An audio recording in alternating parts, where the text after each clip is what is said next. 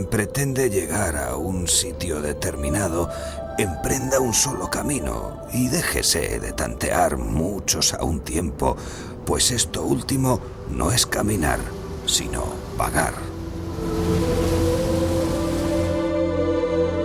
Hacia el siglo III a.C., los romanos comienzan a interesarse por la península ibérica, donde comercian con los griegos establecidos en Ampurias. Por el sur, los cartagineses avanzan desde África para hacerse con los recursos de la península, especialmente los metales preciosos. La idea que de estas tierras tienen los romanos es una mezcla de historia y mitología. Aquí sitúan misterios, riquezas prodigiosas y reyes guerreros como Argantonio, dueño de un gran tesoro. Para ellos, Hispania es un espacio lejano, en los límites del imperio, donde, según los mapas griegos, más allá solo existe el océano.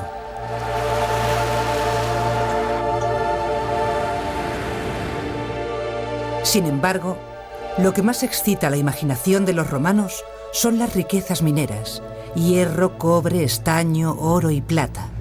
Riquezas tangibles y, sobre todo, transportables. Mitologías aparte, Iberia es un territorio habitado por pueblos célticos en el norte, íberos en la mitad sur y levante y celtíberos en la meseta, además de los antiguos e importantes enclaves fenicios y griegos en la costa mediterránea y atlántica.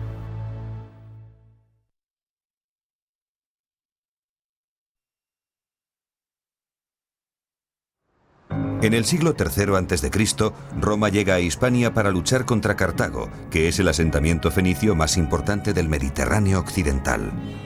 En el siglo III es el conflicto, uno de los conflictos serios es entre Roma y Cartago, que Cartago juega lo mismo. Entonces hay un momento en que no es posible en el occidente del mundo mediterráneo dos poderes iguales. Juegan el mismo juego de intereses. El gran viraje que se produce en el siglo III es que Italia pasa a ser el centro, es consciente, es decir, está geográficamente en el Mediterráneo, en el centro del Mediterráneo, ¿no? Pero es que a partir de ese momento pasa a ser el centro hegemónico también en el Mediterráneo para toda la distribución de productos hacia Oriente y Occidente. Cartago dispone de mayor experiencia naval, pero nosotros los romanos tenemos mejores tropas de infantería. Debemos introducir espolones y corvos en nuestras galeras para inmovilizar a las naves cartaginesas y confiar la victoria en el abordaje de nuestra infantería. En la primera guerra contra los cartagineses, Roma arrebata el control de Sicilia y obtiene la hegemonía en el Mediterráneo central. Como consecuencia, Cartago pone su atención en la península ibérica para obtener minerales, alimentos y soldados. Los cartagineses fundan la ciudad de Cartago Nova, la actual Cartagena, y desde allí se lanzan a controlar el mayor número posible de recursos. Para mantener la situación estable, los dos poderes firman un tratado que establece el Ebro como frontera. Pero en el afán de controlar su área de influencia, los cartagineses toman Sagunto. Los romanos, recelosos de los avances cartagineses, utilizan la toma de Sagunto como pretexto para declarar la guerra. Comienza así la Segunda Guerra Púnica. Ante esto, el general cartaginés Aníbal, con un ejército de 50.000 hombres, 19.000 caballos y 37 elefantes, cruza los Pirineos y se dispone a llegar a Roma para destruirla. Mientras Aníbal avanza sobre la península itálica, una escuadra de 60 naves romanas desembarca en el puerto de Ampurias y establecen su centro de operaciones en Tarraco, la actual Tarragona. Pero, ¿cómo reaccionan los habitantes de la península? La respuesta de esas poblaciones es muy variada. Unos se apuntan a la causa cartaginesa, otros se apuntan a la causa romana, otros se ven obligados, porque no siempre hay decisiones, se ven obligados a sumarse a los romanos o a los cartagineses, pues o porque han sido sometidos militarmente o porque han sido chantajeados, por ejemplo, sus hijos han quedado como rehenes. Y hay algunas comunidades que juegan a aprovecharse de romanos y cartagineses, jugando a las dos bandas y esperando que en un momento determinado ese juego les dé una ampliación de su propio territorio, ¿no? En menos de 10 años, los generales de la familia Escipión conquistan todos los enclaves cartagineses. De la presencia de los cartagineses en la península quedan escasas huellas. Durante las pocas décadas que estuvieron aquí, se dedicaron más a luchar por el control del territorio que a implantar su cultura. No tuvieron tiempo para más. Por su parte, Roma demuestra que es una potencia implacable que no admite la derrota, ni la existencia de un posible enemigo. Pero una cosa es vencer a Cartago y otra muy distinta conquistar la península. 2 siglos, 200 años, tardarán los romanos en conquistar Hispania.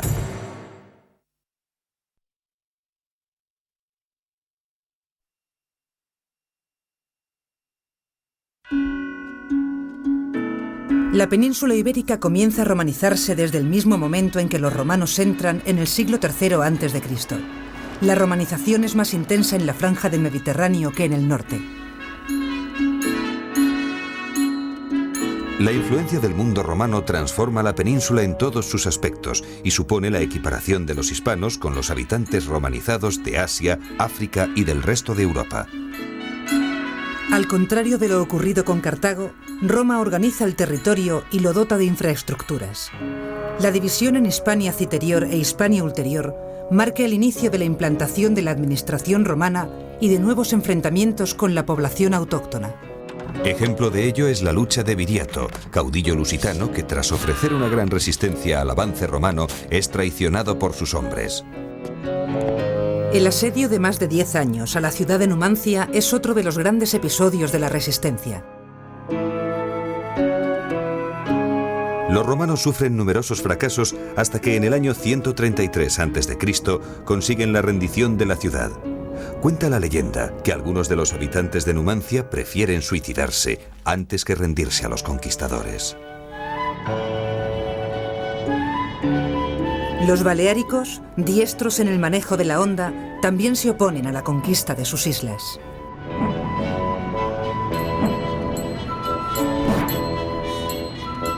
Casi un siglo más tarde, en el 19 a.C., el emperador Augusto pacifica totalmente la provincia de Hispania, después de acudir al frente de las legiones.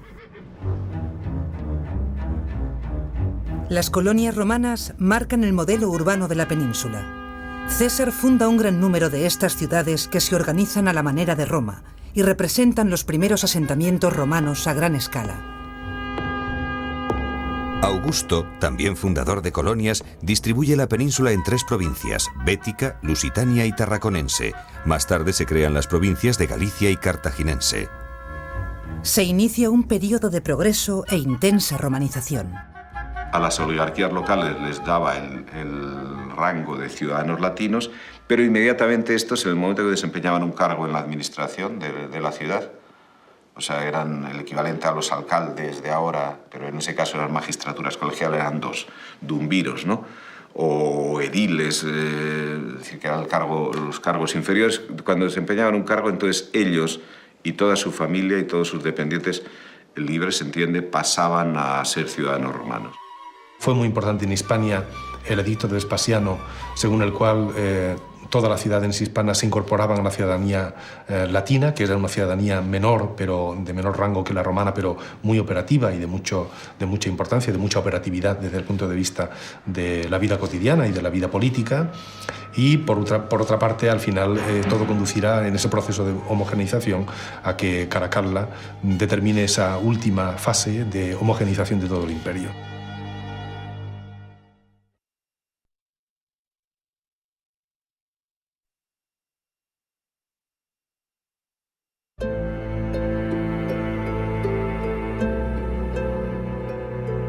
Los romanos son considerados mejores ingenieros que arquitectos. Una de sus aportaciones más importantes es la construcción de vías que tienen doble finalidad, económica y política. Sirven para conectar los centros productivos con las ciudades y los puertos, así como para facilitar el desplazamiento de las legiones. Muchas de las carreteras actuales se han construido sobre una antigua calzada romana.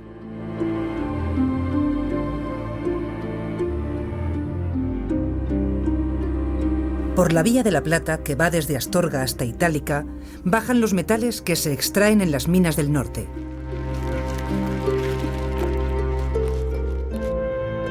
La Vía Augusta es una obra colosal que va desde Cádiz hasta Roma casi 3.000 kilómetros de longitud.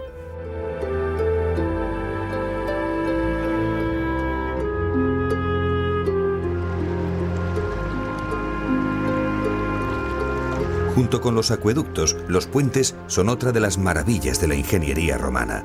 Se trata de construcciones complejas que salvan grandes desniveles o ríos caudalosos. Impresiona que muchos puentes romanos sigan siendo utilizados hoy. El acueducto de Segovia es una de las construcciones romanas que mejor se conserva. Se mantiene en pie en un perfecto equilibrio de fuerzas, ya que sus 20.400 bloques de piedra no están unidos con cemento ni argamasa. 2000 años de avatares históricos no han podido con esta construcción.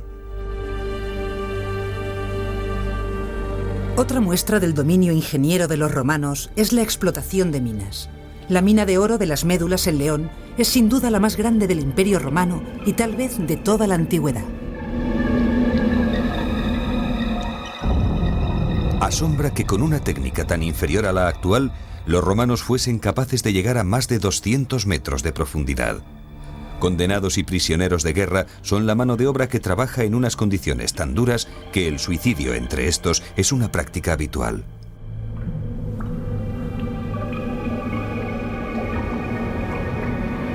El procedimiento de extracción de minerales consiste en desviar una gran tromba de agua por las galerías para provocar derrumbamientos. Con más agua se arrastra el lodo que contienen los minerales hasta los canales de lavado. La minería entra en crisis a fines del siglo II y entra en crisis porque resulta cada vez más difícil reclutar mano de obra esclava, mano de obra para trabajar las minas. Los libres se niegan porque tienen otras vías otras posibilidades de trabajar. Y en ese momento no hay esclavos, porque se han terminado los grandes conflictos bélicos.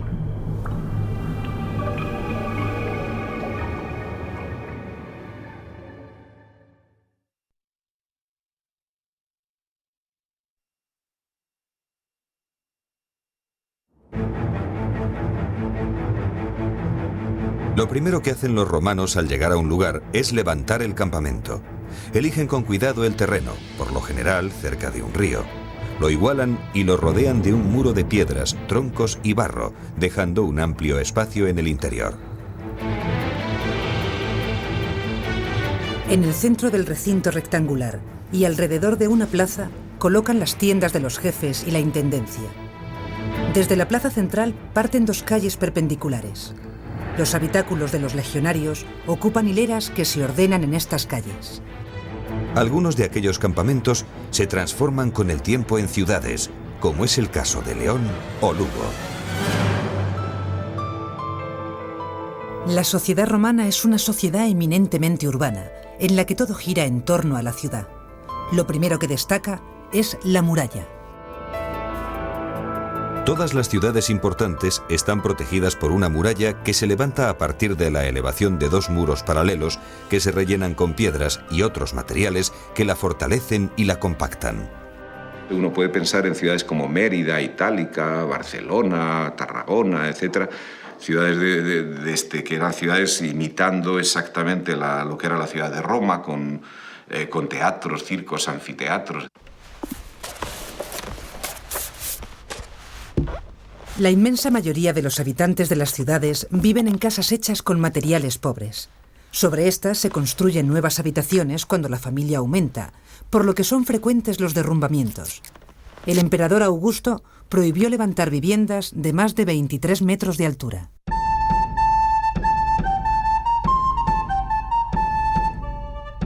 Las viviendas de los ricos reciben el nombre de domus. Se organizan a partir de un patio interior al que dan las habitaciones. Tienen pocas ventanas exteriores, ya que la luz proviene del patio central.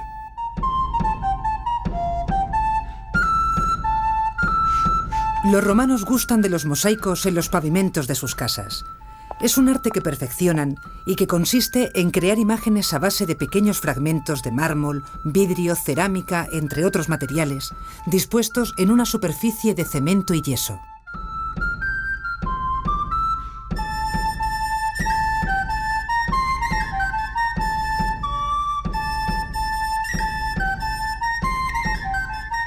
Así es como los romanos cortaban las teselas. Y así es como los bizantinos siguieron cortando las teselas para sus mosaicos.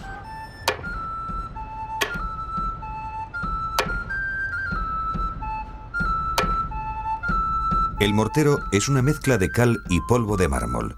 La cal tiene que estar muy pastosa, para lo cual ha tenido que estar en agua más de 2 años. El musivario trabaja con la tajadera junto a él para adaptar el tamaño de las teselas en cualquier momento. El colorido de los mosaicos depende de la tonalidad de los materiales pétreos, entre 50 y 70 tonos. Ellos lo hacían en la misma posición que estoy yo, dependiendo de lo grande que fuera el mosaico, pues así iban distribuyéndose distintos operarios. Estos operarios tenían el nombre de teselarios y también recibían el nombre de lo que es el mosaico, el arte musivo, se llamaban musivarios.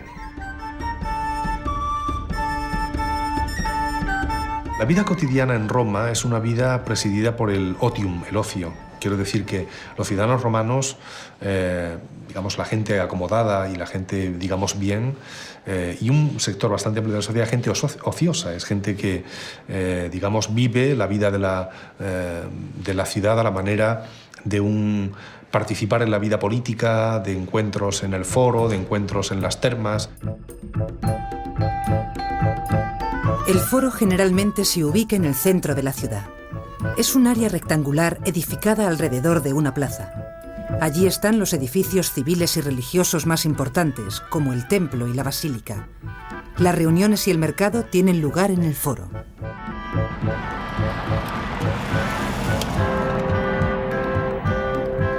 En un terreno más personal, los romanos prestan mucha atención a la higiene y procuran darse un largo y meticuloso baño siempre que pueden. Para ello construyen las termas, establecimientos muy lujosos que disponen de baños de agua caliente, fría y de vapor, además de calefacción. Los baños son lugares de relaciones sociales y, lógicamente, de negocios.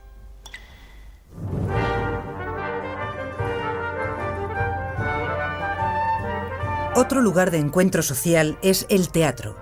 Para una ciudad romana, tener un teatro es un símbolo de prestigio. El teatro romano también tiene su origen en el griego. Además de representaciones de obras dramáticas, en la escena, el escenario, se llevan a cabo actuaciones musicales y todo tipo de eventos cívicos. El público se sienta a diferentes niveles en las gradas, dependiendo del rango. Ya en aquellos tiempos, los ricos y poderosos se situaban junto a la escena, y los menos afortunados en la parte más alta de la grada. Por ejemplo, el concepto de teatro en Roma y el lugar del teatro, hemos visto siempre un poco mal, hasta no hace mucho, que era simplemente un lugar para juegos, un lugar para la diversión, para el teatro en el sentido moderno, y no es así. El teatro es una plaza pública y políticamente codificada para, sobre todo, realizar en él ceremonias sociales que tienen que ver con el culto oficial al emperador, o por lo menos con la exaltación al emperador, y que también, como una plaza pública, se aprovechaba para hacer toda clase de juegos más secularizados y corrientes, como luego serán los propios juegos quirquenses, las carreras de caballo tan importantes, sobre todo, y tan de moda en el Bajo Imperio, ¿no?, que gustaban muchísimo, y que había peleas, como también las había en el anfiteatro, enfervorizadas entre partidarios de una facción o de otra, etc.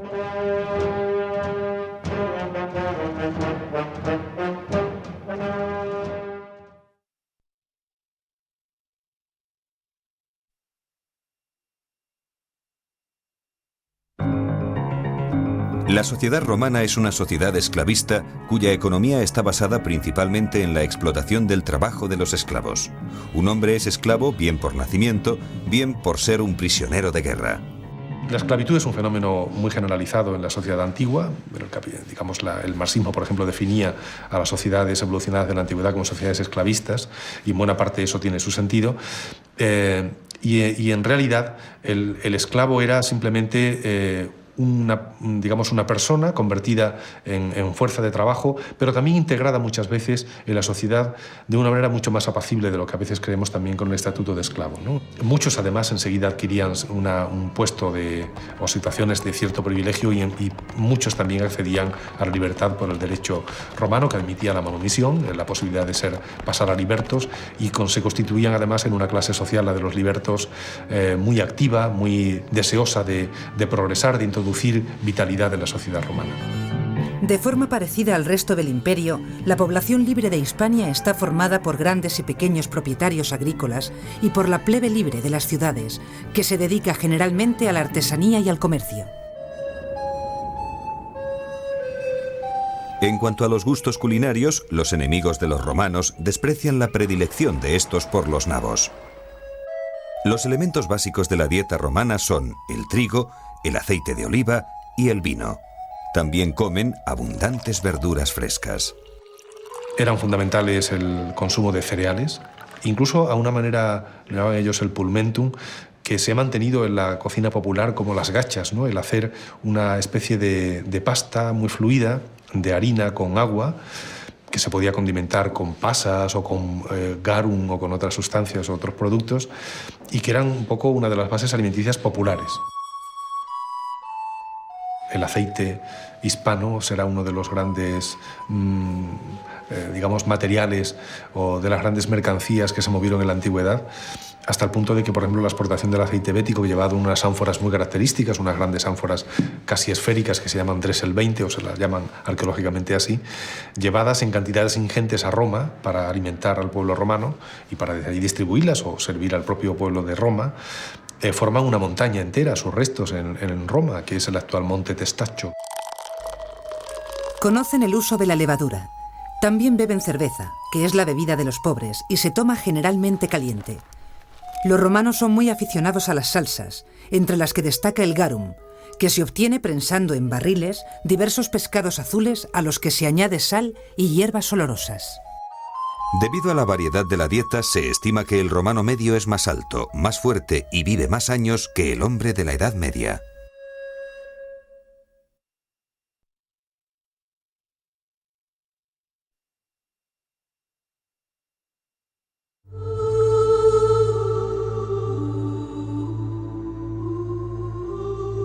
Para los romanos, la religión tiene dos vertientes. Una pública, el culto estatal, en el que se venera al emperador, vivo o muerto, y a los dioses representantes de su poder. La otra vertiente es privada, el culto familiar a los antepasados y a los protectores de la casa. Como en Grecia, la religión es un asunto casi contractual. Se honra a los dioses si estos les protegen. El templo romano tiene su origen en el griego. Los sacerdotes custodian el recinto dedicado a uno o a varios dioses, al que los fieles tienen prohibida la entrada. Todos los demás dioses que esos pueblos tenían y las prácticas religiosas se siguieron permitiendo sin mayor problema. Entonces, a medida que estos pueblos iban integrándose, iban accediendo a la ciudadanía romana, pues abandonaban esos cultos, esos dioses, esos rituales, y iban aceptando a los dioses romanos. Cuando llega el cristianismo, ¿qué se encuentra? Pues se encuentra con dioses romanos, con dioses del sustrato indígena, del sustrato prerromano, y luego durante época romana además viene también de la mano de Roma, que ese es otro fenómeno, se ha ido incorporando dioses orientales. Mientras, en sectores cultos, crece la idea de que todos los dioses son expresión de una única divinidad. Cuando el cristianismo en Roma es reconocido a comienzos del siglo IV, lo que hay ahí es un monoteísmo pagano, hay un monoteísmo judaico que ha sufrido muchos altibajos durante el imperio, con muchas persecuciones, etc. Hay un monoteísmo cristiano, y luego hay algunas divinidades orientales que luchan por ser ellas las divinidades también monoteístas, ¿no?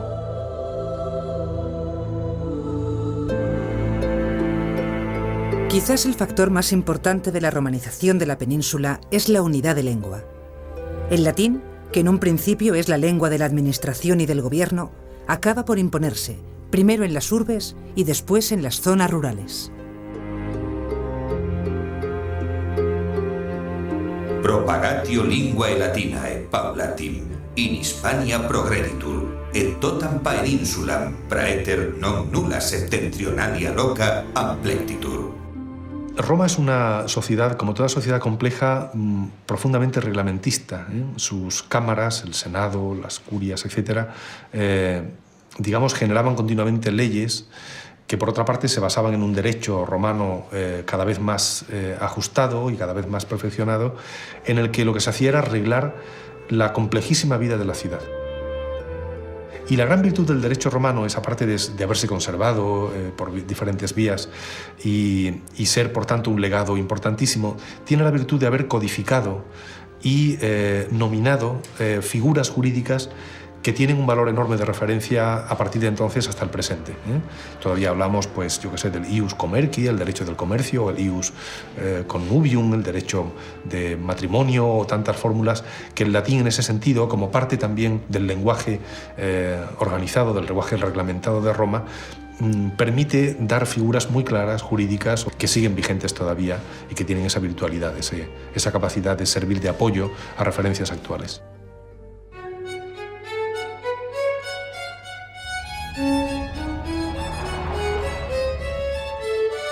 Hispania, además de aportar al Imperio Romano grandes riquezas, es cuna de personajes notables. Emperadores como Trajano, Adriano, Marco Aurelio o Teodosio. Intelectuales como Séneca, Quintiliano o Lucano son de origen hispano y representan una valiosa aportación a la política y al saber del Imperio Romano.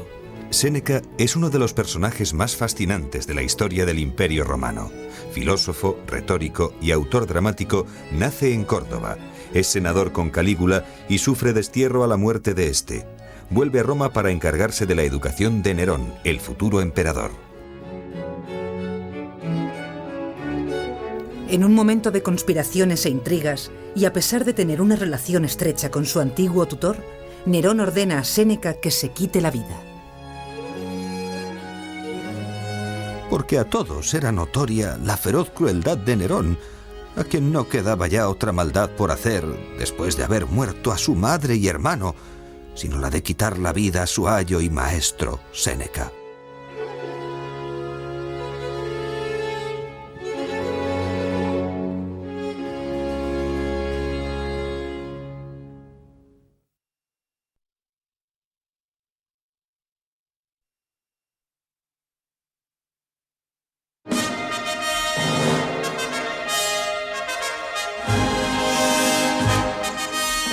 Roma proporciona a la península una estructura que favorece el transporte y la agricultura, aunque su legado más importante es el intelectual.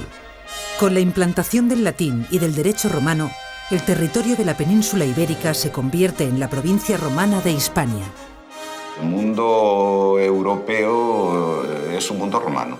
Cuando uno ve cuáles son las bases económicas, cómo se trabaja la tierra, cómo se trabajan las minas, cómo se hacen puentes, o cuál es el trazado de puentes, o cómo se organizan las ciudades, o cuáles son las formas de poder político y los juegos de poder político, pues eso es totalmente romano. En política no hay nada inventado después de los romanos, ¿no? Nada, absolutamente nada. Los más de 600 años que los romanos habitan en la península dejan una profunda huella que llega hasta nuestros días. La influencia romana abarca todos los ámbitos y afecta a la cultura, la lengua, la política y la historia de todo el territorio español actual.